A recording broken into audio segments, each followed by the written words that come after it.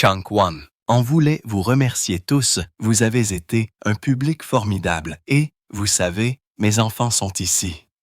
Diane Keaton a attendu 34 ans pour raconter cette histoire. Elle et Al Pacino ont vécu une oasis sur une histoire d'amour qui a consumé Hollywood. Mais derrière les caméras, quelque chose de plus sombre se passait. Elle a découvert qu'il se noyait sous les dettes malgré sa célébrité. Les gens autour de lui profitaient de lui. Elle a essayé de le sauver. Elle s'est battue contre ses représentants. Elle a exigé de meilleurs contrats. Puis est venu le moment qui a mis fin à tout. En 1990, elle lui a demandé de l'épouser. Sa réponse a détruit leur relation. Ce qu'elle révèle aujourd'hui choquera les fans qui pensaient connaître leur histoire. Diane Keaton ne venait pas d'une famille ordinaire. Sa mère, Dorothy Diane Keaton, avait autrefois porté une couronne en tant que Mrs. Highland Park en 1955, et cette image est restée gravée dans la mémoire de Diane à jamais.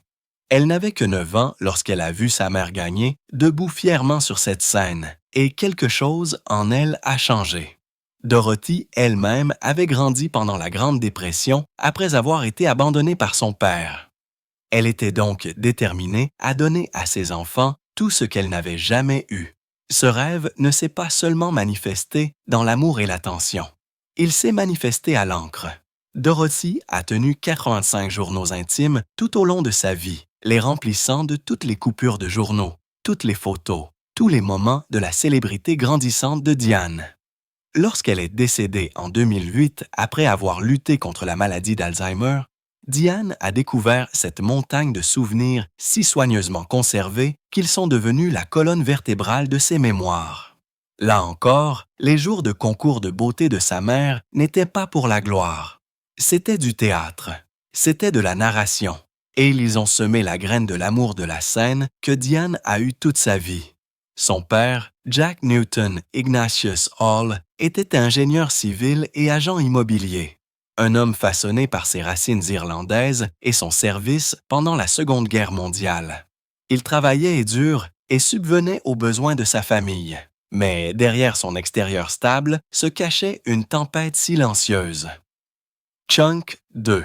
Vers la fin de sa vie, lors d'un trajet en voiture de retour du centre médical de l'UCLA, alors qu'il luttait contre un cancer du cerveau en phase terminale, il s'est tourné vers Diane et lui a murmuré des mots qu'elle n'a jamais oubliés. Il a dit qu'il avait toujours détesté son travail et qu'il aurait aimé prendre plus de risques. Cette confession l'a anéanti. Ce n'était pas un commentaire anodin, c'était toute une vie de regrets condensée en une seule phrase. Cela a poussé Diane à poursuivre ses rêves avec tout ce qu'elle avait. Alors que Jack se sentait coincé dans l'immobilier, Diane le transformerait plus tard en un empire.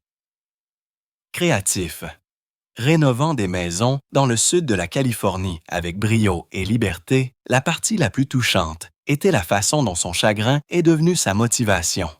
Son regret a allumé l'étincelle qui l'a conduite à adopter son premier enfant et l'a aidé à embrasser une vie pleine de risques, de création et de réinvention. Mais leur vie à Los Angeles dans les années 1950 n'a pas toujours été facile. L'entreprise immobilière de Jack a connu des difficultés et l'argent s'est fait rare. Diane a passé son enfance dans des friperies comme Goodwill. Alors que les autres filles faisaient leurs achats chez Bofums, sa mère achetait des vêtements d'occasion bon marché, puis les redessinait sur sa vieille machine à coudre McCall, transformant des chutes en style. Ce n'étaient pas de jolies journées de bricolage mère-fille. Il s'agissait de se contenter de ce qu'elles avaient. Cette expérience n'a pas seulement façonné le sens de la mode de Diane. Elle lui a donné de la force. Déménager de maison en maison lui a appris que rien ne dure éternellement. Et c'est ce qui l'a rendue si douée pour jouer ces personnages excentriques, charmants et anxieux que les gens allaient adorer. La couture de sa mère n'était pas seulement une question de vêtements. C'était une question de survie déguisée en créativité. Et cela a aidé Diane à devenir quelqu'un qui pouvait franchir les portes d'Hollywood sans craindre d'être différente. Diane n'a pas attendu de grandir avant de se mettre sous les projecteurs. À seulement 3 ans, elle se produisait pour les voisins donnant des spectacles complets dans le jardin en portant des costumes que sa mère l'aidait à créer. Ce n'étaient pas seulement de jolis moments de bambin. Elle mettait en scène de véritables productions avant même de savoir lire. Au moment où elle est arrivée à la Santa Ana High School, son talent avait déjà éclos.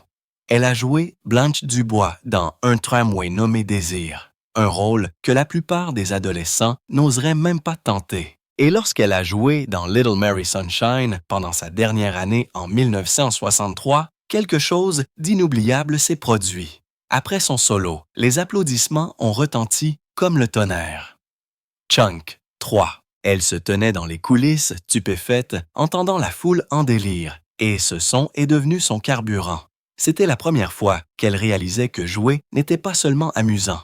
Cela remplissait quelque chose en elle. Cela la faisait se sentir vivante. Mais le nom Diane Hall n'a presque jamais figuré sur une affiche. Lorsqu'elle a essayé de rejoindre l'Actors Equity Association, elle a découvert qu'une autre actrice avait déjà pris ce nom. Ce petit rebondissement l'a forcée à en choisir un nouveau. Elle n'a pas choisi quelque chose au hasard. Elle est en retour à ses racines et a choisi Keaton, le nom de jeune fille de sa mère. Ce n'était pas juste un changement de lettres. C'était un clin d'œil à la femme qui avait inconsciemment construit la scène sur laquelle elle se tenait maintenant. Maintenant, Diane a effacé le nom de famille irlandais de son père de sa vie publique.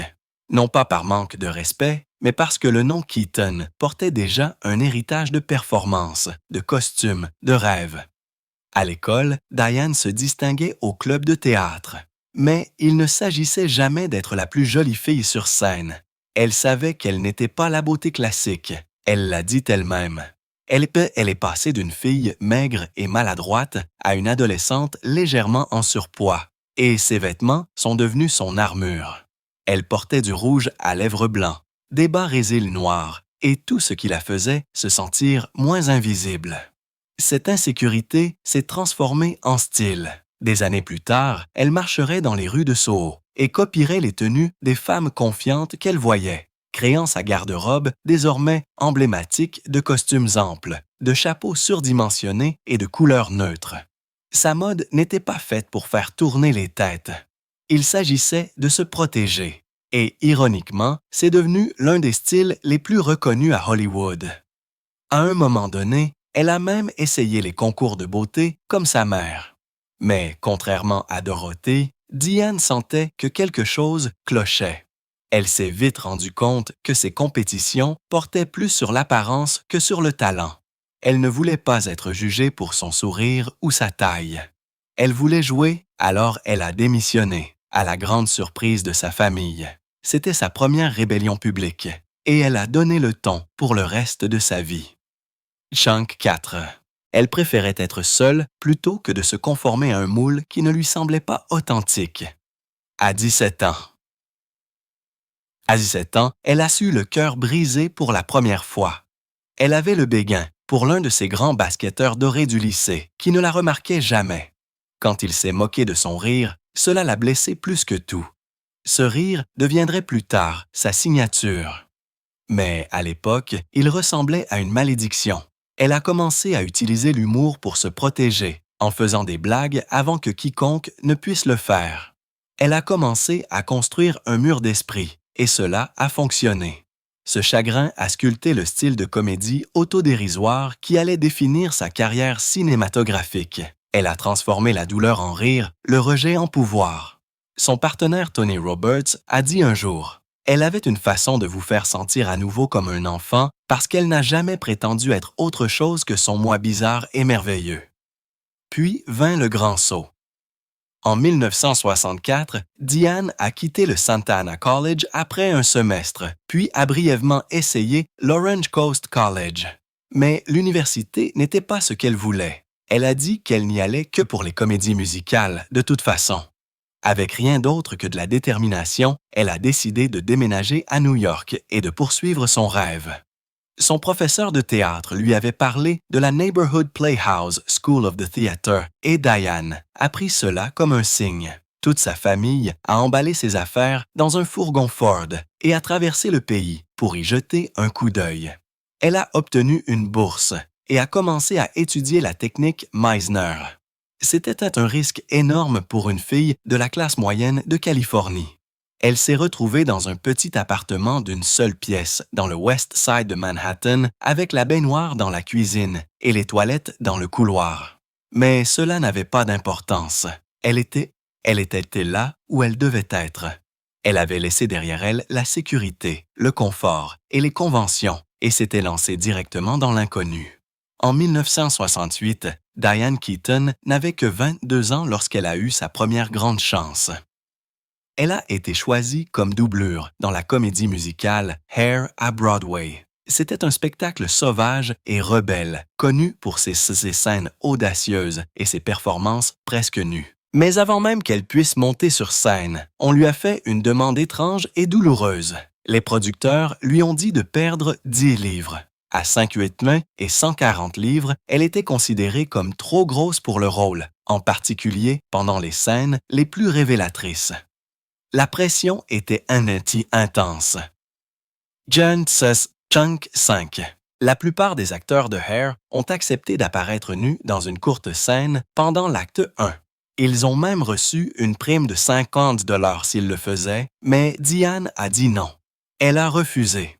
Même si la nudité était facultative, elle a tenu bon. Elle a dit que cela ne lui semblait pas significatif. Ce petit acte de défi a surpris toute l'équipe de production, mais cela a aussi montré quelque chose de rare. À une époque où la plupart des jeunes actrices feraient n'importe quoi pour réussir, Diane s'est tenue à ses valeurs et n'a jamais reculé. Cette même pression pour être mince l'a conduite dans une bataille cachée et déchirante. À peu près au même moment en 1968, Diane a entendu une autre actrice parler de vomir de la nourriture pour rester mince. Elle a pris l'habitude, pensant que c'était une astuce secrète. Elle croyait qu'elle pouvait manger autant qu'elle le voulait, tant qu'elle se purgeait après. Ce qui a commencé comme un raccourci est devenu un cauchemar. Elle n'en connaissait pas le nom à l'époque. Elle n'appelait pas ça la boulimie. Elle l'a juste fait tous les jours pendant 5 ans. De 1968 à 1973, elle a vécu avec en silence. Elle purgeait jusqu'à 20 000 calories par jour.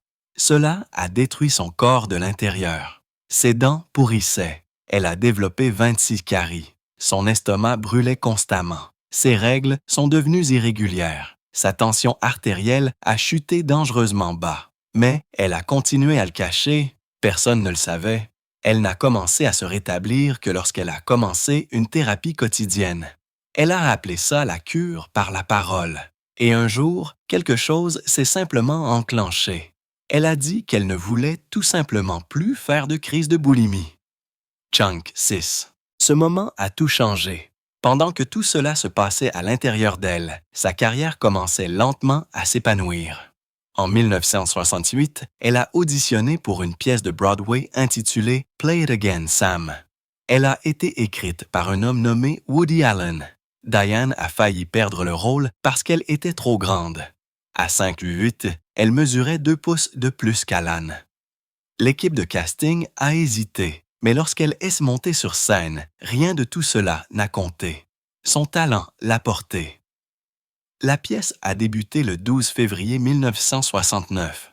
Elle est devenue un succès discret et a duré plus d'1 an, se terminant finalement le 14 mars 1970 après 453 représentations.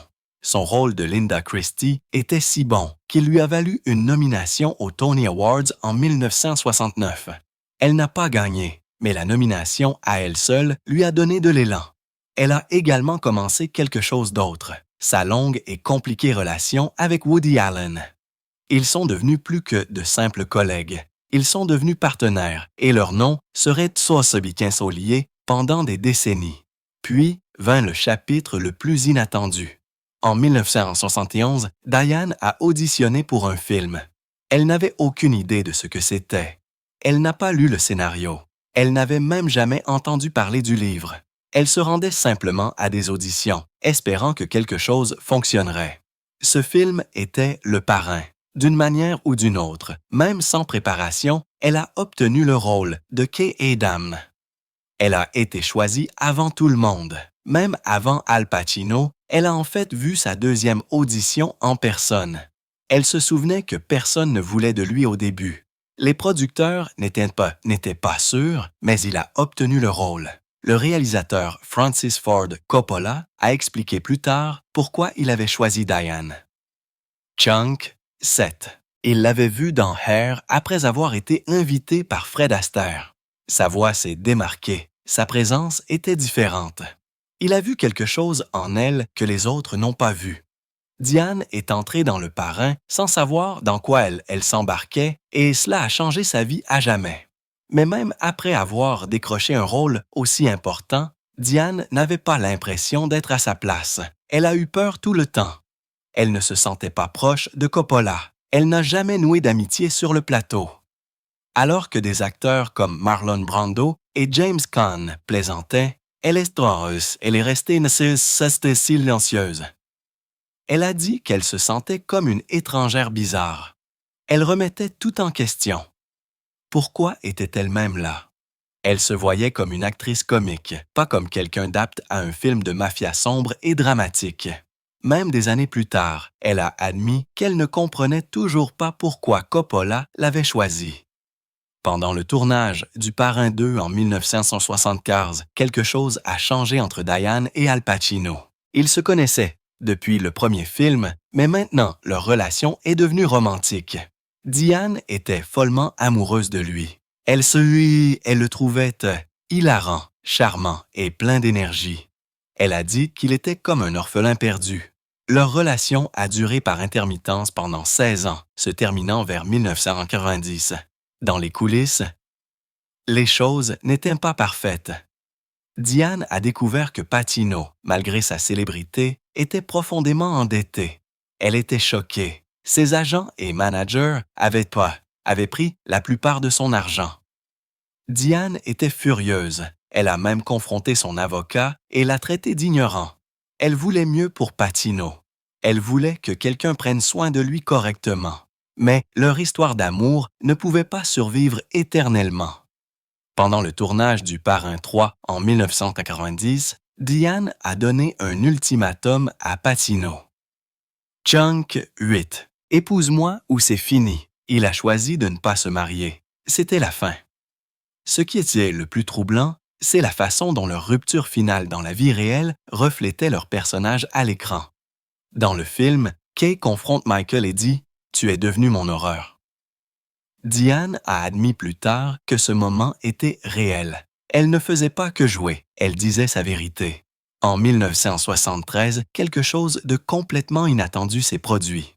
Diane Keaton, fraîchement sortie de son rôle dans Le Parrain, est entrée dans une comédie futuriste que personne n'avait vu venir. Le film s'appelait Sleeper, et ce n'était pas seulement une parodie de science-fiction.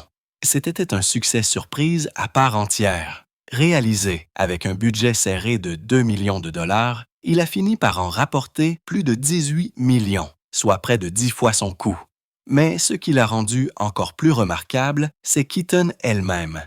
Elle n'était plus la fille Corleone dramatique. Elle était maintenant Luna Schlosser, une femme excentrique vivant dans un étrange futur. Et elle était drôle. Vraiment, étrangement, joyeusement drôle. Ce n'était pas seulement un film. C'était un tournant.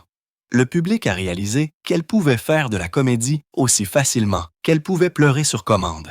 Et là, dans ces scènes remplies de burlesque et de satire, Diane Keaton construisait tranquillement le personnage qui allait changer sa vie. 4 ans plus tard, en 1977, cette transformation a explosé à l'écran. Cette fois, ce n'était pas un succès surprise. C'était Annie Hall et cela a tout changé. Woody Allen a écrit le rôle spécifiquement pour elle. Même le nom vient de la vie réelle. Annie était son surnom. Hall était son vrai nom de famille. Mais ce n'était pas juste un autre rôle. C'était elle. La façon dont elle parlait, la façon dont elle riait de sa propre maladresse, la façon dont elle s'habillait, rien de tout cela n'était faux. Chunk 9. C'était Diane Keaton qui était Diane Keaton. Et le monde était tombé amoureux d'elle pour ça. Le film n'a pas seulement gagné des prix, il les a raflés. Meilleur film, meilleur réalisateur meilleur scénario et pour elle, meilleure actrice. Mais il a fait plus que cela. Soudain, les femmes copiaient son style. Pantalon ample, chapeau mou, cravate lâche. Elle a déclenché un engouement national pour la mode sans même essayer. Et les hommes ne pouvaient pas s'empêcher de parler d'elle. Elle n'était pas seulement admirée, elle est devenue emblématique. La même année, quelque chose de fou s'est produit. Alors que le public souriait encore au charme d'Annie Hall, Keaton a tout bouleversé. Elle est apparue dans « À la recherche de Mr. Goodbar » et cela ne ressemblait à rien de ce qu'elle avait fait auparavant.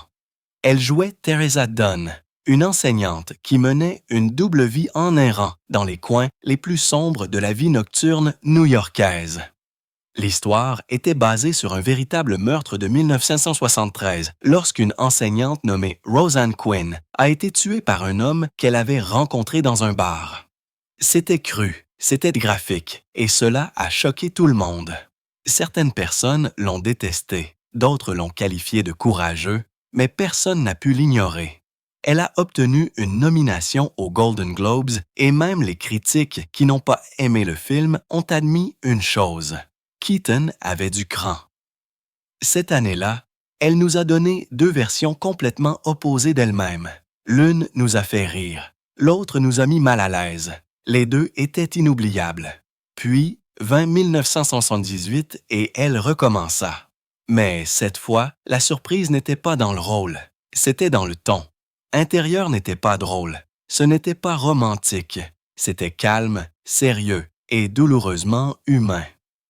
Allen avait décidé de laisser la comédie derrière lui et Keaton l'a suivi dans ce nouveau monde. Chunk, 10. Elle jouait Renata, une poète perdue dans un océan de tourments émotionnels. L'histoire parlait d'une famille qui s'effondrait, pleine de secrets et de tristesse. Les critiques étaient partagées. Certains l'ont salué comme le premier véritable drame d'Allen. D'autres ne savaient pas quoi en penser. Mais Keaton était indéniable. Elle a obtenu une autre nomination au Golden Globe et a partagé un prix du film espagnol pour la meilleure interprète étrangère, non seulement pour cela, mais aussi pour « À la recherche de Mr. Goodbar ».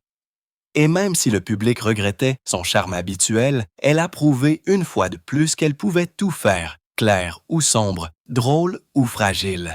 Un an plus tard, en 1959, elle est entrée dans une nouvelle tempête de controverses. Le film s'appelait Manhattan. La ville était magnifique en noir et blanc. La musique était rêveuse, puis vint le rebondissement. Le personnage de Woody Allen, un homme de 42 ans, sortait avec une jeune fille de 17 ans. C'était censé être romantique. Mais même à l'époque, cela mettait les gens mal à l'aise. Et au fil du temps, l'inconfort a grandi. Malgré le scandale, le film a rapporté près de 40 millions de dollars en Amérique du Nord, devenant l'un des plus grands succès d'Allen. La Bibliothèque du Congrès l'a finalement ajouté à son registre national des films, le qualifiant d'important sur le plan historique et artistique. Keaton a une fois de plus donné à l'histoire une touche de classe. Son personnage, Mary, a même chanté « It Had to Be You », une compétence qu'elle a acquise lors de ses premières années dans les boîtes de nuit à New York. Mais rien de tout cela n'a pu distraire des murmures autour de l'histoire de l'écart d'âge qui devenait de plus en plus fort au fil des ans. Pour revenir un peu en arrière, en 1975, elle avait joué Sonia dans Guerre et Amour, une autre comédie d'Allen se déroulant pendant les guerres napoléoniennes. Mais celui-ci était étrange dans le bon sens. C'était une parodie des romans russes et elle a prononcé de longs monologues philosophiques qui n'étaient même pas dans le scénario. Elle les a juste inventés. Allen a admis plus tard que ces répliques étaient si bizarres et intelligentes qu'elles l'ont déstabilisé pendant le tournage. Il y a même une scène où Keaton et une autre actrice se lancent dans une tirade absurde sur le blé, citant des films d'art européens comme Andrei Roublev et Persona. Tout cela était surréaliste, mais d'une manière ou d'une autre, cela a fonctionné. De nombreux fans considèrent encore ce film comme le plus drôle d'Allen, en grande partie grâce à l'improvisation étrange et merveilleuse de Keaton. Puis, il y a eu la mode. Chunk 11. Cela ne venait pas d'un département des costumes. Cela venait du placard de Keaton quand elle est arrivée sur le plateau d'Annie Hall en 1977, portant des gilets surdimensionnés, des kakis amples, des cravates d'hommes et des chapeaux mous. Personne ne s'attendait à ce que cela devienne un mouvement culturel, mais Ralph Lauren lui-même l'a confirmé plus tard. Rien de tout cela n'était son idée. C'était celle de Diane. Elle avait trouvé la plupart de ses vêtements dans des friperies à Soho, inspirés par les femmes élégantes qu'elle voyait dans la rue. Même le célèbre chapeau venait de la femme d'un chef décorateur sur Le Parrain. Ce que Coco Chanel disait aux femmes d'enlever, Diane Keaton leur disait de superposer, et cela a changé la mode pour toujours. Les années ont passé et en 1193, quelque chose d'inattendu l'a ramenée avec Allen. Le film s'appelait Meurtre mystérieux à Manhattan et elle n'était pas censée y jouer. À l'origine, Mia Farrow avait ce rôle, mais juste avant le tournage, tout a explosé. La relation d'Allen et de Farrow s'est terminée dans les flammes, suivie de révélations choquantes sur l'implication d'Allen avec la fille adoptive de Farrow, Sunny.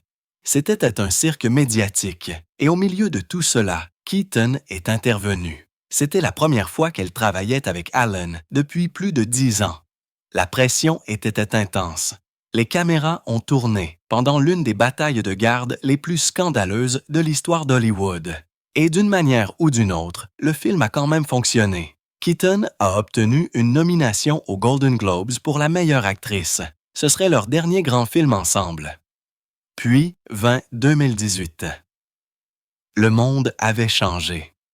Le mouvement MeToo s'était installé et les gens écoutaient enfin les histoires d'abus et d'inconduite. Dylan Farrow, la fille adoptive d'Allen, a répété son allégation vieille de plusieurs décennies, selon laquelle Allen l'avait agressée. Hollywood a réagi. Les acteurs qui avaient travaillé avec lui ont commencé à couper les ponts. Certains ont même fait don de leur salaire provenant de ses films, mais pas Keaton. Sa réaction a été brutale. Elle a appelé Allen son ami. Elle a publié une interview vidéo de 1992 et a dit au monde de la regarder. Chunk 12. Et puis, elle a dit quelque chose que beaucoup n'ont pas pu pardonner. Interrogée sur le contre-coup, elle l'a balayé d'un revers de la main en disant « Vous devez passer à autre chose ». Cette seule phrase a ouvert une écluse. Les gens l'ont dénoncée. Ils ont dit qu'elle ignorait les victimes. Elle a riposté. Elle a dit qu'elle était fière de son travail avec Allen. L'amitié est restée même si son image publique en a pris un coup. En 1969, le tournage d'un film intitulé Reds a commencé. Diane Keaton a été choisie pour le rôle de Louise Bryant. Son petit ami dans la vraie vie, Warren Beatty, réalisait le film.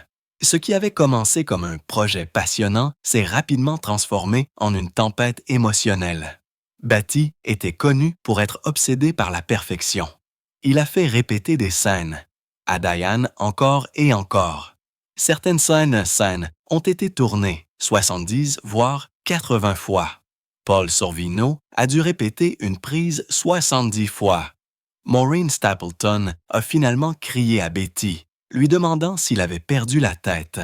Diane a failli craquer. La pression du travail et de la relation était trop forte. Leur romance s'est effondrée avant même que le film ne soit terminé. Quelques années plus tard, en 1982, Diane a réalisé un court-métrage intitulé « What Does Dory Want ». Cela lui a donné la confiance nécessaire pour essayer quelque chose de plus grand. Ainsi, en 1987, elle a réalisé « Heaven », un documentaire sur les croyances en l'au-delà. Mais le film a fait un flop. Les critiques n'ont pas compris. Le public l'a ignoré. Ce n'était pas seulement un échec, c'était un échec qui l'a suivi pendant des décennies. Même en 2000, lorsqu'elle a essayé de réaliser à nouveau avec Temptations Hanging Up, elle a admis qu'elle n'avait pas réussi. Elle a dit « Lorsque votre film échoue, personne n'attend pour vous en proposer un autre ». Cette même année, en 1987, quelque chose d'étrange s'est produit. Baby Boom est sorti et le public a adoré. Chunk, 13. Il montrait une femme puissante essayant de concilier son travail et l'éducation d'un enfant. Diane jouait J.C. Wyatt, une femme d'affaires soudainement obligée de s'occuper d'un bébé. Les gens se sont identifiés à cela. De nombreuses femmes ont dit que cela reflétait leur vie réelle. Le film a bien marché, mais les critiques l'ont qualifié de film de fil. Pourtant, il a donné aux mères qui travaillent un moment de revanche. En fin de compte, J.C. refuse une offre de 3 millions de dollars juste pour conserver sa nouvelle vie. C'était un choix audacieux, tout comme la performance de Diane. En 1986, Diane a joué Lenny dans Crème du cœur. C'était un rôle plein de douleur et de tensions familiales. Elle a incarné la sœur aînée dans une famille du Sud brisée. Ce rôle signifiait quelque chose pour elle, car il lui rappelait sa propre vie de famille. Sa performance a surpris les critiques. Ils ont dit qu'elle avait largement dépassé ses personnages habituels. Elle ne jouait plus seulement la femme excentrique.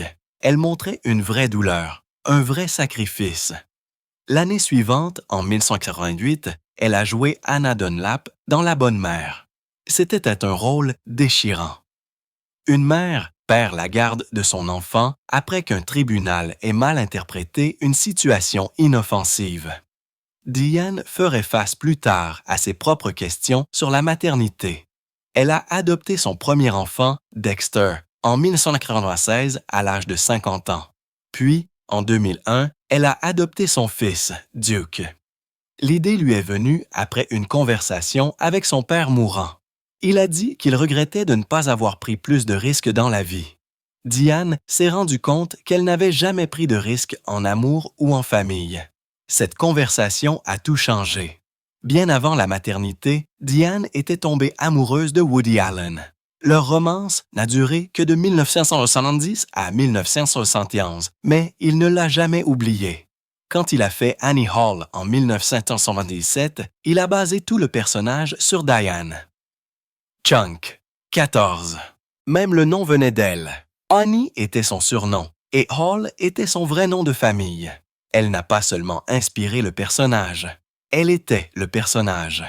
Elle a remporté un Oscar pour le rôle, mais beaucoup de gens ne savaient pas à quel point il reflétait leur relation réelle. Ils ont continué à travailler ensemble dans 8 films au cours des 2 décennies suivantes. Sa relation la plus longue a été avec Al Pacino. Mais dans les coulisses, quelque chose de choquant a été révélé. Au milieu des années 1980, Pacino était fauché. Il n'avait gagné que 35 000 $ pour le parrain et devait de l'argent. Diane est intervenue. Elle a parlé à son avocat et a insisté pour qu'il le protège. Pacino a dit plus tard qu'elle l'avait sauvé de tout perdre. Elle ne se souciait pas seulement de lui. Elle s'est assurée qu'il ne s'effondre pas financièrement. Elle l'a même aidé à revenir au métier d'acteur. En 1996, Diane a fait un retour que personne n'attendait. Le Club des Ex a envahi les salles de cinéma et a rapporté 141 millions de dollars. Le moment le plus fort du film n'était pas scénarisé. Elle l'a improvisé. Son personnage craque et crie « Je suis désolé » à son mari et à son thérapeute. Diane a utilisé sa vraie douleur de ses séances de thérapie passées. Elle a versé son chagrin dans cette scène et cela a fonctionné. Le public l'a ressenti. Le succès du film a prouvé que les femmes de plus de 40 ans pouvaient encore mener des succès au box-office. Puis, en 2003, à l'âge de 57 ans, elle a de nouveau choqué tout le monde. Dans Tout peut arriver, Diane a interprété une scène de nu. Il ne s'agissait pas de choquer, il s'agissait d'honnêteté. Elle a dit qu'elle l'avait fait pour honorer l'histoire. Chunk 15. Elle a montré le corps d'une vraie femme et la vie d'une vraie femme. Le film a rapporté 266 millions de dollars et lui a également valu une autre nomination aux Oscars et a fait valoir un point.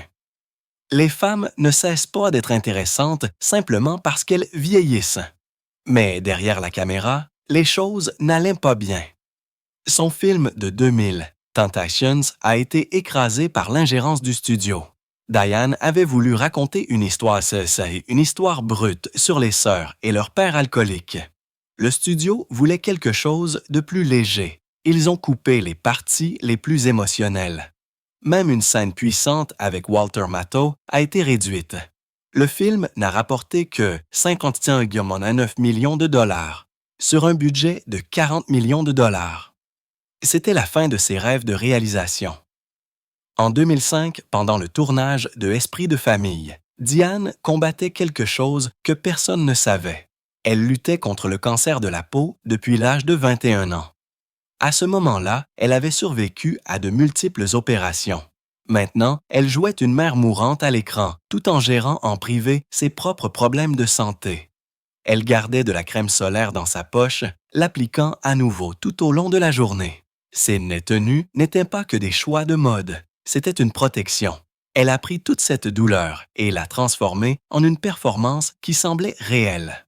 En 2018, est revenue dans Book Club, jouant une veuve apprenant à aimer à nouveau. L'histoire n'était pas loin de la vraie vie. Diane ne s'était jamais mariée. Elle avait connu l'amour, mais jamais l'engagement. À 72 ans, elle jouait une femme qui avait encore peur de tomber amoureuse.